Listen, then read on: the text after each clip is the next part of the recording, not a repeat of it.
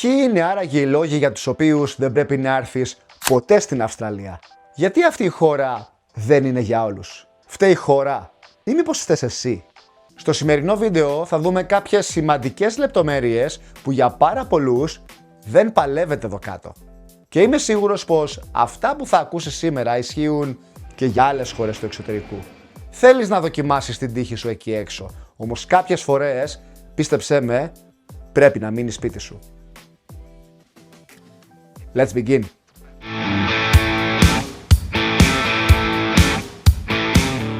Είμαι ο Διονύσης, ή όπως με φωνάζουν εδώ κάτω, Ντένις. Και καλώς ήρθατε στο κανάλι Greeks Down Under.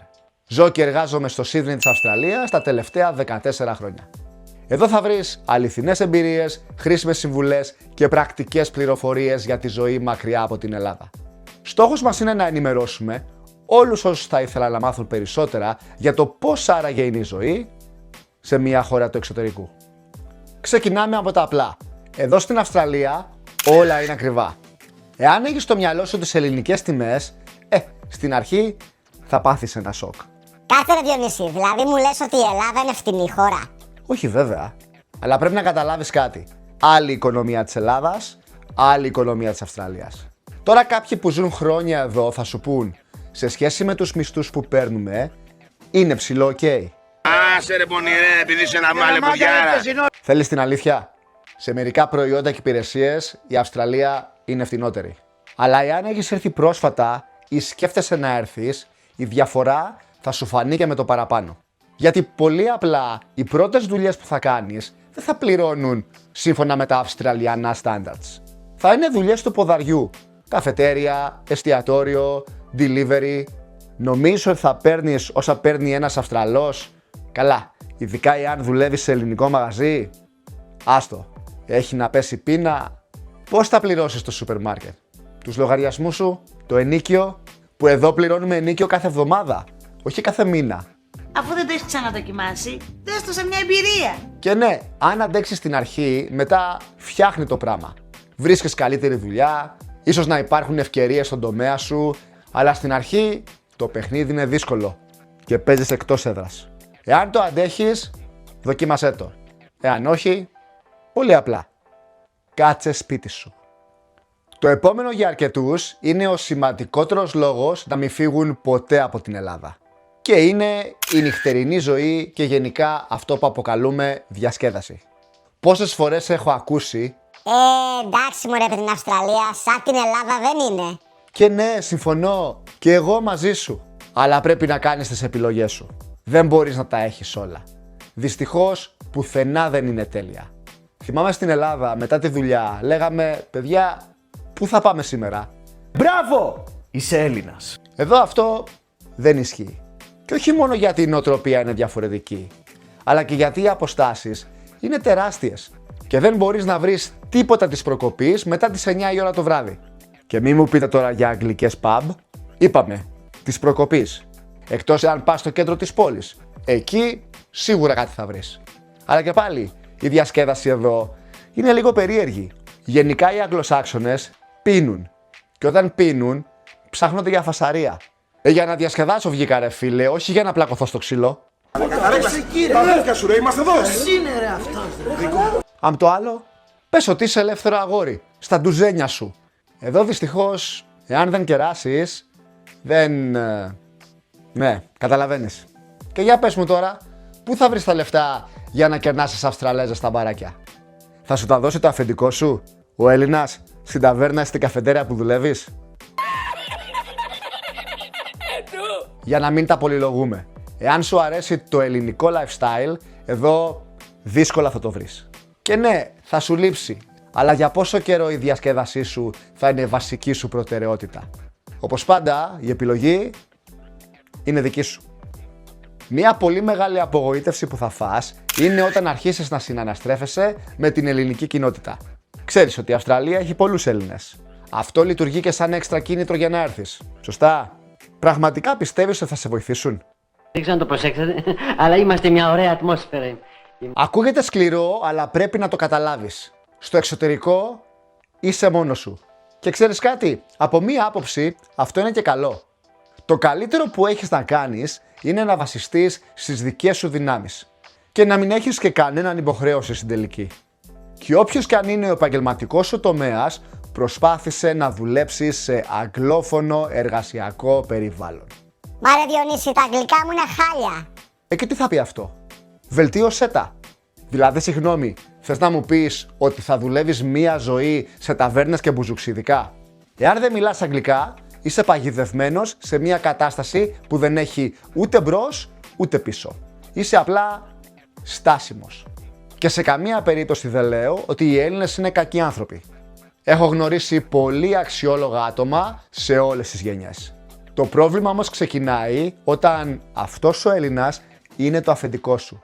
Εκεί αρχίζουν τα προβλήματα, οι προστριβές, οι παρεξηγήσεις και το ένα φέρνει τ' άλλο. Δεν θα πω τίποτα παραπάνω. Εάν έχεις υπάρξει νέος Έλληνας μετανάστης στην Αυστραλία, γράψε μου στα σχόλια. Από τους πιο σημαντικούς λόγους για να κάτσεις σπίτι σου είναι όλοι αυτοί οι νόμοι και οι κανόνες που πρέπει να ακολουθείς όταν ζεις σε μια χώρα σαν την Αυστραλία. Δεν λέω απαραίτητα ότι είναι κακό, αλλά σίγουρα είναι εκνευριστικό. Ειδικά εάν δεν το έχεις συνηθίσει.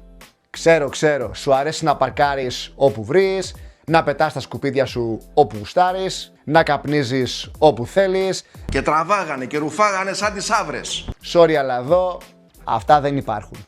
Εκτός αν θες να κάνεις την Αυστραλία πλουσιότερη, με όλα αυτά τα πρόστιμα που θα πληρώνεις. Και πίστεψέ με, χάρη θα τους κάνεις. Πω, ελεύθερη χώρα σου λέει μετά. Κοίταξε να δεις, ελευθερία δεν είναι να κάνεις ό,τι θέλεις. Ελευθερία είναι να κάνεις ό,τι θέλεις χωρίς να ενοχλείς τον άλλον. Στα εξηγώ ωραία. Οι νόμοι και οι κανόνες αυτής της χώρας, ναι, μερικές φορές είναι υπερβολικοί, αλλά κάποιες άλλες φορές είναι αναγκαίοι. Χωρίς αυτούς, πίστεψέ με, η Αυστραλία θα ήταν ζούγκλα. Και να σου το πω και αλλιώς. Εάν είσαι ο κλασικός Ελληνάρας που το θεωρεί μαγιά να κάνει ό,τι γουστάρει και να γράφει κανονικότατα όλους τους υπόλοιπους γύρω του, δεν νομίζω να αντέξεις και πολύ. Στεναχωρέθηκα. Πάω να φάω ένα σουβλάκι με τσατσίκι. Οπότε, μια χαρά είσαι εκεί που είσαι. Τζάμπα λεφτά στα εισιτήρια. Κρίμα είναι. Επίσης πρέπει να ξέρεις ότι για να έρθεις και να μείνεις στην Αυστραλία θέλεις βίζα εργασίας ή βίζα παραμονής. Εδώ δεν είναι όπως στις περισσότερες ευρωπαϊκές χώρες που απλά πας, ψάχνεις για δουλειά και αν βρεις, έμεινες. Η διαδικασία είναι πολύπλοκη, χρονοβόρα και αρκετά πολυέξοδη. Τώρα δεν ξέρω πότε βλέπεις αυτό το βίντεο, αλλά σε αυτό το κανάλι έχουμε playlist με κάποιες βασικές βίζες. Μέχρι τώρα έχουμε κάνει 2 βίντεο και κάποια στιγμή, λογικά, θα μπει και ένα τρίτο. Καλά ρε Διονύση, μόνο 3 βίντεο για βίζες. Ναι ρε παιδιά, ήθελα να κάνω περισσότερα, αλλά μέχρι τώρα τα 2 πρώτα δεν τα έχει δει ούτε η μάνα μου. Οκ, η μάνα μου τα έχει δει. Μη λέμε και ό,τι θέλουμε. Μαμά, μη σάπη. Το θέμα της βίζας υπάρχει και σε άλλες χώρες του εξωτερικού. Πλεονέκτημα βέβαια είναι πως οι χώρες αυτές είναι κυρίως αγγλόφωνες. Στην ίδια κατηγορία με την Αυστραλία βρίσκουμε τις Ηνωμένες Πολιτείες, τον Καναδά, την Μεγάλη Βρετανία και τη Νέα Ζηλανδία. Όμως και χώρες μέσα στην Ευρώπη που νομίζεις ότι δεν χρειάζονται βίζα, πίστεψέ με, χρειάζονται. Ένα καλό παράδειγμα είναι η Ελβετία. Όπου και να θες να πας, κάνε την έρευνά σου και ετοιμάσου για μια διαδικασία που θα πάρει πάρα πολύ καιρό. Και είναι ένας από τους βασικότερους λόγους να κάτσεις σπίτι σου. Τελευταίος λόγος και πολύ σημαντικός για να μην έρθεις στην Αυστραλία είναι εάν είσαι λαμόγιο. Όπως είπαμε ήδη, η Αυστραλία έχει νόμους. Αυτό που δεν είπαμε ακόμα είναι πως αυτοί οι νόμοι εφαρμόζονται. Ρε κάτι μηνύσεις που θα πέσουν. Έχουν έρθει κάτι τύποι τελευταία που πραγματικά τους βλέπω και λέω ρε φίλε, πού πας? Ακούω κάτι ατάκες τύπου έλα μωρέ, οι Αυστραλοί είναι Αμερικανάκια, δεν θα με πάρουν χαμπάρι. Πήγαινε στον καθρέφτη. Κοίτα την μάπα σου κατευθείαν και πες με εντυμότητα. Μήπως είμαι μαλά. Και μην ξεχνάμε, ξέρετε πόσοι και πόσες έχουν πουλήσει έρωτα για να μείνουν στη χώρα? Εάν σκέφτεσαι έτσι εδώ πέρα, δεν σε βλέπω να πηγαίνεις πολύ μακριά. Κάτσε ρε φίλε, δηλαδή η Αυστραλία δεν έχει λαμόγια. Μα τι λέμε τώρα, και βέβαια έχει. Αλλά βρίσκονται στη χώρα τους. παίζουν στην έδρα τους, ξέρουν τους νόμους, ξέρουν τα κόλπα και βρίσκουν πάντα παραθυράκια. Γι' αυτό λέγονται και λαμόγια. Εσύ τώρα ήρθες. Πού πας ρε καραμήτρο, που θα στα κάνεις και μαγιές σε ξένη χώρα? Στην Ελλάδα, το να είσαι λαμόγιο είναι μαγιά. Ναι ρε, γιατί, αφού μπορώ, εσύ τι πρόβλημα έχεις? Εγώ δεν έχω κανένα πρόβλημα. Εσύ θα έχεις. Γι' αυτό σου λέω καλύτερα μην έρθεις. Άσε τη θέση σου σε κανένα παιδάκι που πραγματικά αξίζει να έρθει και πραγματικά προσπαθεί για ένα καλύτερο αύριο. Σκέφτεσαι κάποια στιγμή στο μέλλον να δοκιμάσεις την τύχη σου κάπου εκεί έξω? Έχεις βιώσει και εσύ κάποια από αυτά που είπαμε σήμερα? Είτε είσαι στην Ελλάδα, είτε στην Αυστραλία, είτε σε κάποια άλλη χώρα του εξωτερικού. Εάν βρήκες το βίντεο ενδιαφέρον, please like and subscribe για να μην χάσεις τα επόμενα βίντεο που έρχονται. Επίσης, κάνε ένα σχόλιο. Θετικό, αρνητικό, δεν έχει καμία σημασία. Απλά σε τον αλγόριθμο του YouTube να κάνει αυτό που πραγματικά ξέρει.